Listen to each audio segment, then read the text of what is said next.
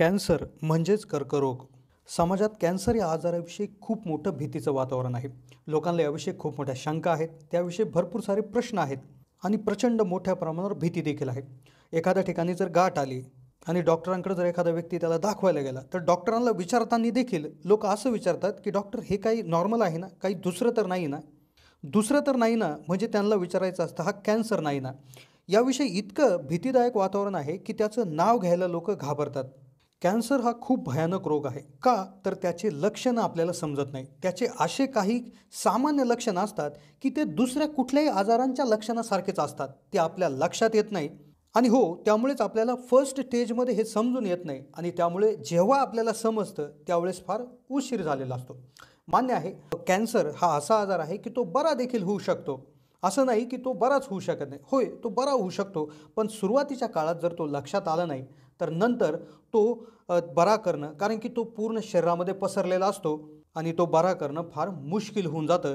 काही वेळा यामध्ये मृत्यू देखील होऊ शकतो.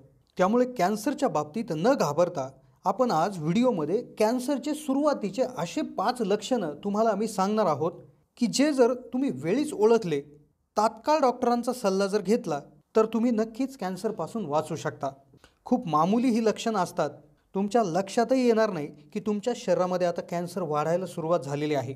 कारण की कॅन्सर जर सुरुवातीच्या स्टेजमध्ये जर लक्षात आला, तो ओळखला, तर तो पूर्णतः ठीक होण्याचा, पूर्णतः बरं होण्याची शक्यता वाढून जाते.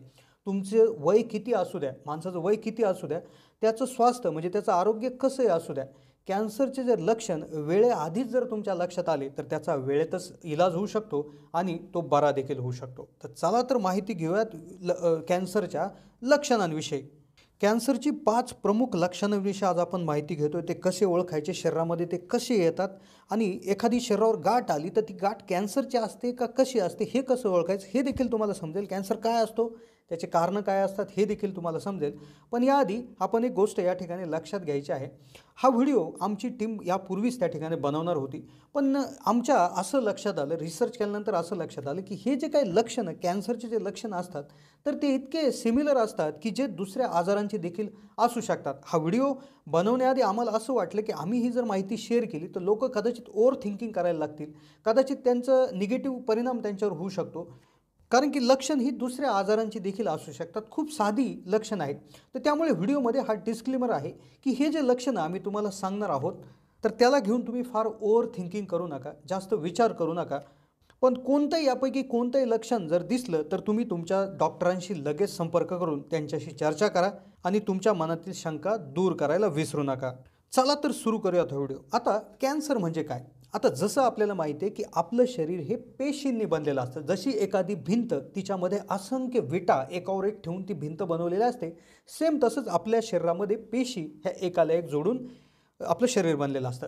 आता त्वचेच्या पेशी, रक्तातील पेशी, मेंदूतील पेशी, इतर एक ठिकाणच्या पेशी, म्हणजे प्रत्येक पेशी वेगळ्या असतात, त्यांचं कार्य वेगळं असतं. जेव्हा एखादी पेशी जुनी होते, तर तिची जागा नवीन पेशी घेत असते आणि तिचं काम सुरू करत असते. मग नवीन पेशी कशी तयार होते, तर आधीच्या पेशीचं विभाजन होत असतं. म्हणजे एक पेशीचे 2 तुकडे होणार, त्या 2 पेशी होतील, 2चे 4 होणार, अशा प्रकारे त्यांचं विभाजन होत असतं, पण एका नियंत्रित पद्धतीमध्ये. पण कॅन्सरमध्ये होतं काय, की यांची अनियंत्रित वाढ होते. म्हणजे कितीही विभाजन होतं, म्हणजे ज्या ठिकाणी 10 पेशी असायला पाहिजे, तिथे अक्षरशः लाखो पेशी त्या ठिकाणी उपलब्ध होतात आणि हळूहळू कॅन्सरचं रूपांतर व्हायला सुरुवात होते. कॅन्सरचे कारणं भरपूर आहेत. जसं तुम्हाला माहिती आहे, की इन्फेक्शनमुळे, चुकीच्या अन्न सवयींमुळे, लठ्ठपणा, धूम्रपान, मदिरापान करणे, प्रदूषणामुळे देखील त्या ठिकाणी कॅन्सर होऊ शकतो. पण एक गोष्ट इथं लक्षात ठेवायची आहे, की जे कारणं किंवा जी एखादी सवय जिच्यामुळे कॅन्सर होतो, ती तुम्हाला जर नसेल, तर तुम्हाला कॅन्सर होणारच नाही असं नाही. आणि जो हे जे काही गोष्टी आहेत, ह्या गोष्टी करतो त्याला होईलच असे नाही. कारण की हे कारणं असे आहेत, की ज्याने कॅन्सर होण्याची शक्यताच वाढते. त्यामुळे कुठलंही कारण याला परफेक्ट बसू शकत नाही. त्यामुळे लक्षणांकडे फार बारीक आपल्याला लक्ष द्यायचं आहे. कारण की पहिल्या स्टेजमध्ये जर समजलं, तर तुमचं आयुष्य त्या ठिकाणी वाचू शकतं. तर सगळ्यात पहिलं कॅन्सरचं लक्षण आणि ज्याकडे सगळ्यात जास्त दुर्लक्ष होतं, ते म्हणजे काहीही न करता वजन तेजीनं घटणं, खूप जास्त प्रमाणात वजन कमी होणं. कोणतंही तुम्ही हे करत नाही आहे, अगदी वेळेला खात आहात, तरी देखील तुमचं जर वजन घटत असेल, तर हे तुमच्यासाठी धोक्याची घंटा आहे. आता बऱ्याच वेळा दुसरे आजार जसं TB असेल किंवा डायबिटीज असेल तर यामध्ये देखील, किंवा थायरॉईड असेल किंवा चुकीच्या खाण्याच्या पद्धतीमुळे किंवा वर्कलोड वाढल्यामुळे तुमचं वजन घटू शकतं. पण कॅन्सरने वजन घटणं आणि इतर आजारासाठी वजन घटणं यात एक मोठा फरक आहे, की जर वजन तेजीने जर घटायला लागलं, तुम्ही जर हे चेक करायला गेले, डॉक्टरांकडे जाऊन चाचण्या केल्या, तर कॅन्सरने ज्यावेळेस वजन घटतं त्यावेळेस तुम्हाला कुठलंही कारण सापडणार नाही की ज्यामुळे वजन घटत आहे. त्यामुळे तेजीने वजन घटत असेल तर तात्काळ डॉक्टरांशी संपर्क करणं फार गरजेचं आहे. दुसरं सगळ्यात मोठं जे साईन आहे, जे लक्षण आहे, ते म्हणजे क्रॉनिक फटीग किंवा कायमस्वरूपी तुमच्या बॉडीमध्ये अगदी म्हणजे अगदी थकलेलं वाटणं, बॉडीमध्ये अगदी तुम्हाला कायम नेहमी थकवा जाणवणं.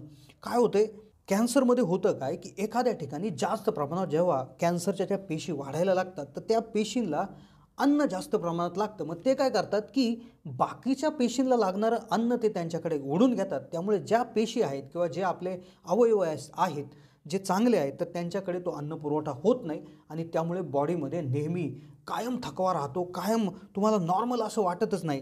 तर अर्थात डायबिटीज किंवा व्हिटॅमिन B12च्या कमीमुळे देखील त्या ठिकाणी तुम्हाला थकवा जाणू शकतो, कमजोरी येऊ शकते, काही वेळा कमी झोप झाली किंवा काम जास्त प्रमाणात झालं तर तुमची बॉडी थकलेल्यासारखी राहू शकते. पण हे जर खूप दिवस होत असेल, उपचार करूनही जर याच्यावर काही झालं नसेल तर हा खूप मोठी धोक्याची घंटा आहे. तिसरा सगळ्यात महत्त्वाचा पॉईंट असतो, नेहमी बॉडीमध्ये एक प्रकारचा एक जे आहे वेदना होणं, नेहमी परसिस्टंट पेन, कुठल्या ना कुठल्या भागामध्ये कायम वेदना होणं, पेन किलर घेऊन देखील वेदना न थांबणं. हे होतं का की कॅन्सरच्या ज्या काही सेल आहेत, कॅन्सरच्या ज्या पेशी आहेत, अनियंत्रित जेव्हा वाढायला लागतात तर त्या मोठ्या प्रमाणात एखादी गाठ तयार होते, हे होतं. आणि त्यावेळेस काय होतं की शेजारच्या ज्या काय चांगल्या ज्या पेशी आहेत तर त्यावर ते दाब आणतात आणि त्या दाबामुळे नेहमी आपल्याला एक प्रकारची विशिष्ट वेदना होत असते. ही वेदना कधीच थांबत नाही. तर अशा वेळेस तुम्ही डॉक्टरांना त्या ठिकाणी करायला पाहिजे. आता सगळ्यात महत्त्वाचं म्हणजे एखादी गाठ कॅन्सरची आहे का साधी आहे, त्याच्यासाठीचं चौथं महत्त्वाचं लक्षण ते म्हणजे जो काय आपल्या त्वचेचा कॅन्सर आहे त्यामध्ये काय होतं, याच्यामध्ये दोन मुख्य लक्षणं असतात.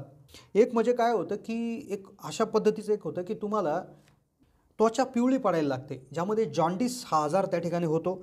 त्वचा ही पिवळसर पडायला लागते. किंवा दुसरं असं होतं की बॉडीमध्ये जर एखादा मस असेल किंवा एखादी चामखीळ किंवा एखादी गाठ असेल तर ही अनियंत्रितपणे वाढत असेल. तिचा जो आकार आहे तर त्याला असे कोने बाहेर आलेले असतील किंवा ती अशी फुटून निघायला झालेली असेल, खडबडीत असा तिचा आकार झालेला असेल, त्याचा कलरही डार्क झालेला असेल, त्याच्या आजूबाजूला जी त्वचा आहे ती देखील काळसर पडायला सुरुवात झाली असेल, तर समजून जायचं आहे ही गाठ कॅन्सरची असू शकते आणि त्यामुळे लवकरात लवकर डॉक्टरांशी संपर्क साधायचा असतो. पाचवं जे लक्षण आहे तर त्यामध्ये मूत्र म्हणजे अनियंत्रित मूत्र, जी लघवी आहे कायम लघवी जाणे, किंवा जी आपली पोट साफ होण्याची जी क्रिया आहे तर यामध्ये नेहमी शौचास जाणे किंवा पोट साफ न होणे किंवा जास्त प्रमाणात शौच येणे, जुलाब होणं, काही वेळा लघवीतून रक्त येणं, शौचामधून रक्त येणं, हे देखील पचन संस्थेच्या कॅन्सरचं कारण असू शकतं.